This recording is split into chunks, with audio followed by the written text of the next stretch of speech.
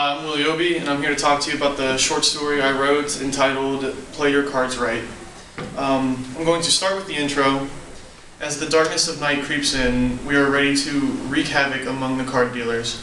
Our plan was to hit the tables hard and hit them fast. We wanted to walk away with a full wallet and a smile on our face.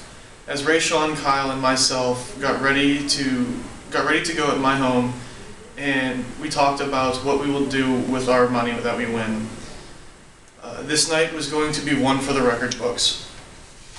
In my short story, I talk about a group of 4 friends. They go out and have an adventure. They go to a casino type place to play blackjack. And within this story, there's a bunch of other little funny stories that happen. Like one of the stories is like a group of girls walk past and they go and try to flirt with them, and we would just kind of get into our own mischief. And a lot of the story has to involve with degrading women. And the inspiration for my story was me and my friends. This is kind of a real story. Me and my friends did go out and play poker, and we have a bunch of little stories that I took from different days, and I kind of incorporated into the short story that I wrote. And I added some things in just to spice it up, make it a little more interesting. I enjoyed how creative I could be with the short story. I didn't have to limit myself to research, and I didn't have to limit myself to telling the truth. I could add things in, spice it up, make everything a little different, make it funny, make it sad, and I could add my own different details to the stories that we had. Some of the challenges to me throughout the story, I didn't even realize it at first, but I had a little challenge of keeping everything in the past and in the present, because I wanted to write the story in the present as if it was actually happening, but since everything happened in the past, I kind of just without even thinking, wrote it as if it was in the past. And so that was a little bit of a challenge to me, but I was able to fix that. And another challenge was finding an ending that fit the short story, because our friendship hasn't ended, so I can't just completely end the story on something completely real, so I had to think of something kind of creative and do it that way. And then another excerpt I have from my story is has a very good description of one of the characters.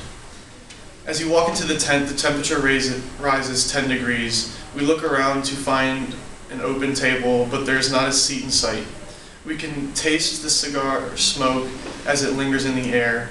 As we continue towards the card tables, Ray Sean asks, "Does anyone else smell booze in here too?" He was right. Kyle pointed out 2 old men smoking cigars with a flask in one hand and a stack of money in the other. As I look at the guys, I say, "Boys, it's time to lose some money." Kyle finds us 4 seats to sit together and play some blackjack. When we sit down, the dealer said to us, "All right, gentlemen, the game is 21, and we have a $15 or $5 minimum. Are you in or out?" All at once, we told him we were here for the long haul. The dealer had a long, scraggly, gray beard with a shiny bald head. There was a cigarette hanging off his bottom lip. His fingertips were stained a brownish-orange color from the nicotine, like the color of a perfectly toasted marshmallow. He had a black eye patch over his right eye. As he deals everyone their cards, we hear in the background the voices of many other dealers as they count to 21. The sounds of disappointment are often heard throughout the tent as many players are bested by their dealers. Ray points out that the cards are very oily, probably due to the number of people that have touched them trying to beat the dealers. The first bets are made and the night begins. It's a crazy roller coaster ride. And a few of the techniques that I used for that excerpt was I incorporated all five senses. I wanted you to actually feel the cards, and I wanted you to visualize this dealer. And he was a character, but he was he stuck out in my mind. He was very memorable.